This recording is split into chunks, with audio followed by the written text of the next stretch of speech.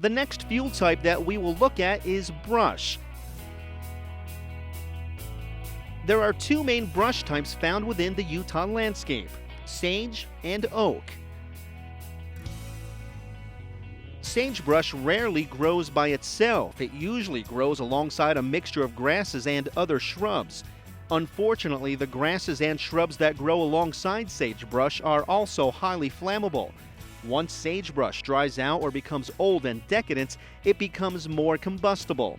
Typical flame lengths in this environment can reach 20 feet, travel up to 6.5 miles per hour, and burn up to 3,400 acres in 1 hour. Of course, fire behavior will vary as wind, slope, and moisture change. On flat, gently sloping terrain, individual shrubs or small clumps within the home ignition zone should be separated from one another by at least twice the height of the shrub. For homes located on steeper slopes, the separation distance should be greater. Big sage is fairly easy to remove as it has a shallow root system and it will not resprout once it has been removed. When we discuss oak, we will discuss an environment that is made up of oak and maple. Gamble oak and mountain maple are often short, stubby trees. They commonly grow in groves or clumps with short grass and shrubs filling in the gaps between them. Without disturbance, these trees can become quite large, sometimes reaching 20 to 30 feet tall and 8 to 10 inches in diameter. Gamble oak is very tenacious and readily resprouts following disturbances such as cutting or wildfire. During the summer months, the live fuel moisture in Gamble oak drops considerably. When preheated by an oncoming wildfire, even the green leaves of Gamble oak can create significant wildfire behavior. This is caused by the oily nature of oak leaves that produce highly flammable gases during a wildfire. Older stands of oak that contain dead branches and leafy material will add to the already intense fire behavior of this highly flammable fuel type.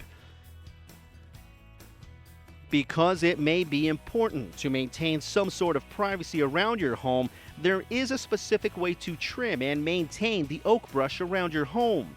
By maintaining the natural grouping or clumping growing pattern of oak brush, you can help to prevent or reduce the possibility of rapid fire growth near your home. Oak brush stands should be continually trimmed in order to maintain the appropriate separation.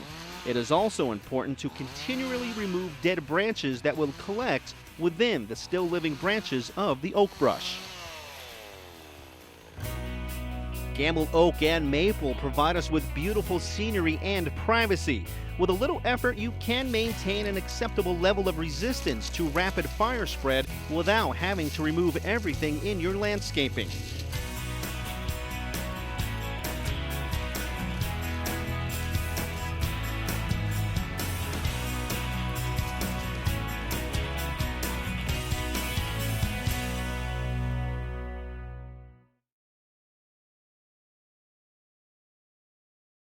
Remember, wildfire has played a major role in the development of the Utah landscape and is an essential part of its diverse ecosystem.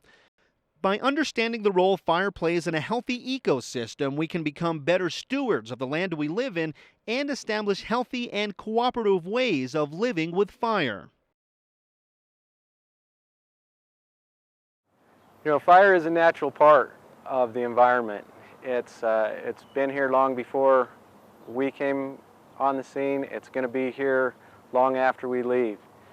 Now we've put homes in some of these environments, and that hasn't changed a thing. Fire is still part of the environment. It may happen soon, it may happen several years down the road, but fire is going to occur in these environments sooner or later. The important thing to realize, though, is the homeowner is not powerless to deal with that situation. In fact, they are the ones that can make the biggest difference. And the time to do that is now, not when the fire is occurring, but take action before, do the mitigation, take some of these simple steps, and it's going to make your property a lot more survivable. It's going to make your community a lot safer.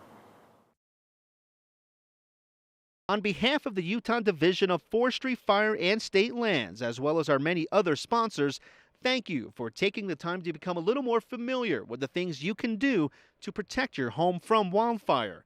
Remember to think ahead, be prepared, and be safe.